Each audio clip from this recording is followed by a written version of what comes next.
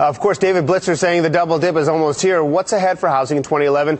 And dare I say, is now a good time to buy if you can? Let's talk with real estate attorney Shari Olefson and John Taylor, president and CEO of the National Community Reinvestment Coalition. Let's get the simple question out of the way, Shari. Are we headed for a double dip scenario? I don't think we're headed for a double dip. And, you know, it's only natural, Brian, for us all to want to take, we like to take these letters from the alphabet, the W's and the V's, and superimpose it on this framework. But the truth is, we're really looking at more like spin art when we put all of these indicators together. And the reason for that is that our housing has not had the opportunity to find its natural bottom. But we're very, very close. The hiccups that we are seeing, including these numbers now, are really the result of artificial intervention, still the tax credit, still the robo-signer issue, still the HAMP modification. And when we dig behind the reasons for the statistics, we find more comforting reasons. Well, and John, what's your take on that? And also, according to what you want to see happen, you don't want it to hit a natural bottom, correct?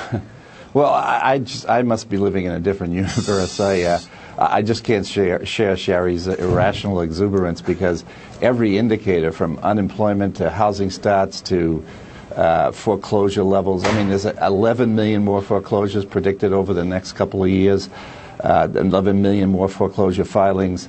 There's almost no indicator that you can point to that suggests we're anything but continuing to head towards a bottom. Frankly, it really doesn't serve anybody to continue to have a devaluating home housing market. I mean, we want things to stabilize. We want the economy to turn around.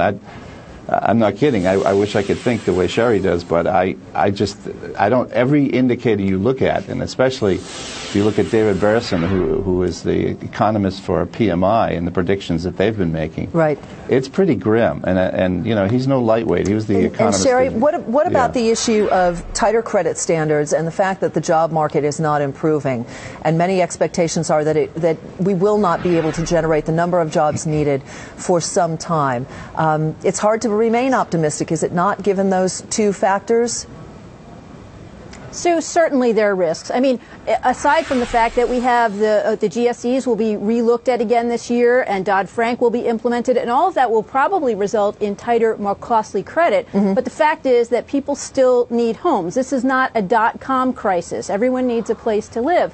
And if you dig and you look behind, for example, the price index, which seems to be going down, well, of course it is. The lion's share of these sales are foreclosed and distressed properties, and those are investors buying them. But when you think about it, the good news is investors are rational investors. So rental rates, which is one of the reasons they're buying, are actually going up in a lot of cities. They're going to base the price that they're paying for these homes on, for example, the price that they can get to rent them. So we're not going to see what we saw in 2006 with prices just plummeting.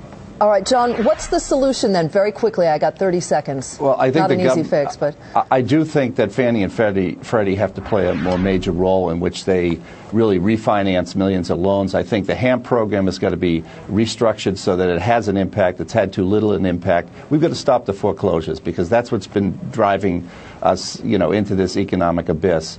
And if we don't do that, if the government doesn't take aggressive steps to do that, we're probably not going to see very many changes until 2012. Thank you both. You know, the thing with principal reduction, and that's one of John's points, it's so complicated. And is it fair to somebody who has a job who's underwater not to get any help? I mean, it's one of those things where the moral hazard is just maybe too complicated. Making your mortgage on time, and you get a principal reduction right next door to you, and it's tough difficult to swallow, yeah.